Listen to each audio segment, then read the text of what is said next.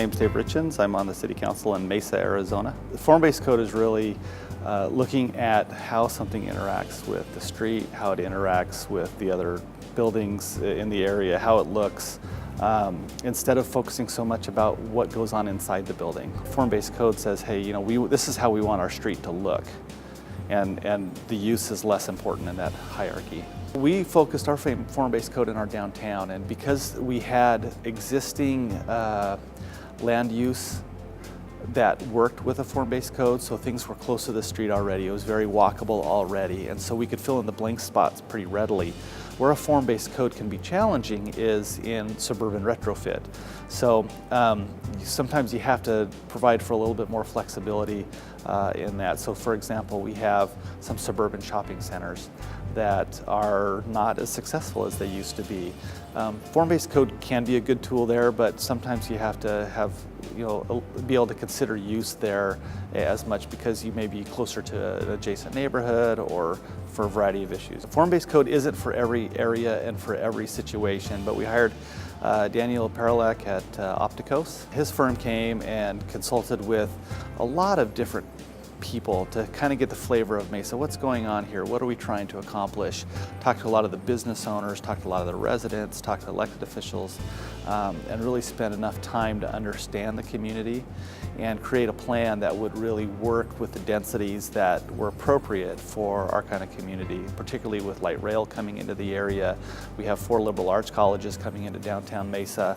And so there's really some transformative things that are happening in our downtown. But when we went through our form-based code adoption process, we had people do some visualizations for our downtown. There's a few firms that are really good at that.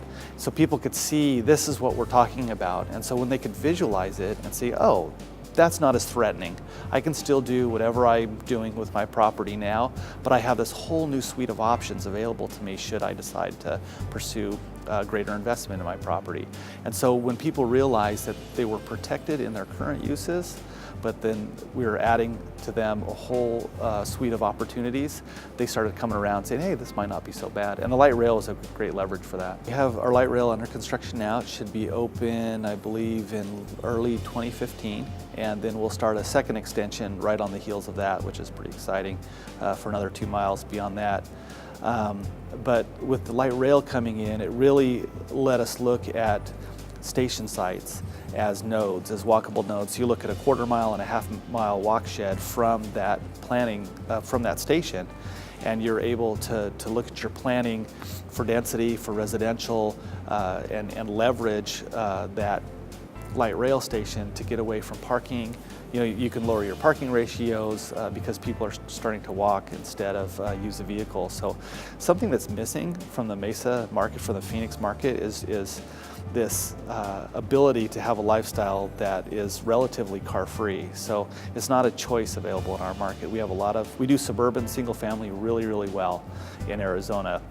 And so adding some of the more dense housing types through a form-based code, we think is going to add more choice to the market. And with changing demographics, you see young people really like that urban active downtown. You see baby boomers wanting to get out of their single family homes, mostly because they just don't want to mow the lawn anymore. They're empty nesters.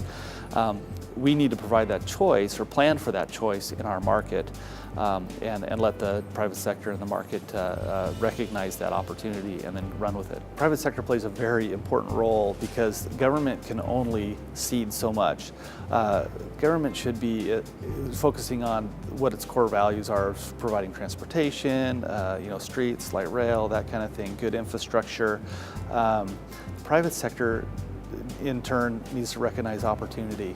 And the private sector, for example, in Mesa, we haven't had a new private development there in 25 years that didn't have City of Mesa as the applicant. And so that's a long time to go without new investment.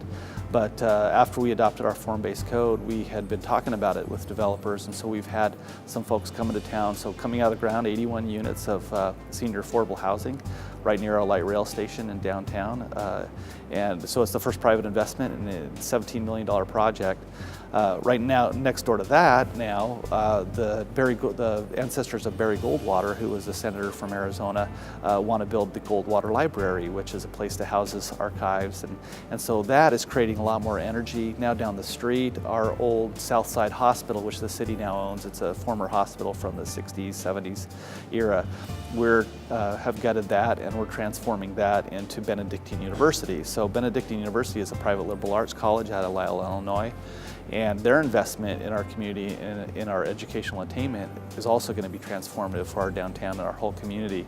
And so that is a good example of public-private partnership to kind of get down the road. But government could never raise enough money to do all the things that need to be done in a city.